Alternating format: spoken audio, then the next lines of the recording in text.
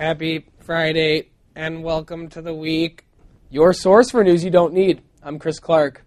A group of scientists from China's Wuhan University have developed a way to create human blood from rice. It's the most efficient method of creating human blood to date. And while the rice may provide a great source of treatment for burn victims or others in need of blood donation, I'm worried about one thing: the future of vampire movies. This technology could ruin them forever. I mean, wouldn't every movie end up with a vampire sitting in the corner of a dark room eating a bowl of rice?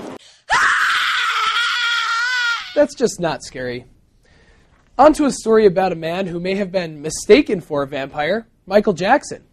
After the King of Pop's surprise death in 2009, rumors began circulating about his doctor providing a dangerous amount of sleeping and relaxation pills. As a result, a jury found Dr. Conrad Murray, who was touring with MJ as his personal physician, guilty of involuntary manslaughter. But hey, Conrad, this is high time for judges to grant appeals. With any luck, you'll end up with judges like the ones who presided over the Casey Anthony and Amanda Knox trials. And before you know it, you'll be right back out on the market, taking care of people like Rolling Stones guitarist Keith Richards. On a totally different and completely unrelated note, Friday, November 11th marks Singles Day in China. On this day, restaurants and bars will offer singles special deals on drinks and food, but we here at The Week just couldn't figure out why.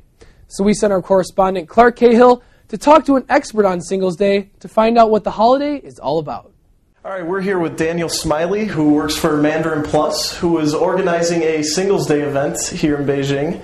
And Daniel, what is the purpose of Singles Day? Why is this celebrated? How is it a thing? Well, November 11th is 1111, so there's 4 ones. So that's the origin of how this day became Singles Day in China. And it's popular among young people in China. With you hosting this event, would you consider yourself a relationship expert? I don't know if I can say that I'm an expert yet, but I do. You know what? That we'll just pretend you are anyway. Okay. That's okay. What kind of advice would you give to someone who, say, might be ugly? Ugly. Good question. I'm ugly, but maybe my heart is good. I see. That's a good answer. I like that. When you organize a singles event like this, don't you see it as just a way of just a giant one-night stand? Not exactly. I think it is Singles Day, but I think everyone, even if whether you're single or not, everyone can have meet new people and have fun together. So that's mainly our purpose. Are you yourself single? I'm currently not. How do you think you can give advice to those who are single as well? Well, I think it's just be honest with yourselves and just be true, and I think you'll find the perfect person for you. All right, thank you very much, Daniel. I appreciate you being with us today. You're welcome. Sounds like you got an education. Thanks, Clark. One woman who still needs a lesson or two, at least in the eyes of the art community, is a cleaning lady at a museum in Germany. After seeing a puddle of what looked like dripping water near an exhibit, the woman went to work and cleaned it up.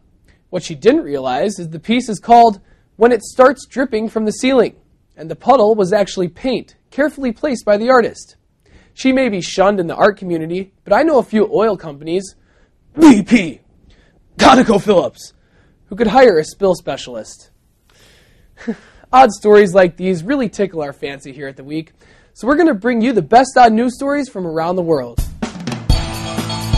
Here they are in 30 seconds.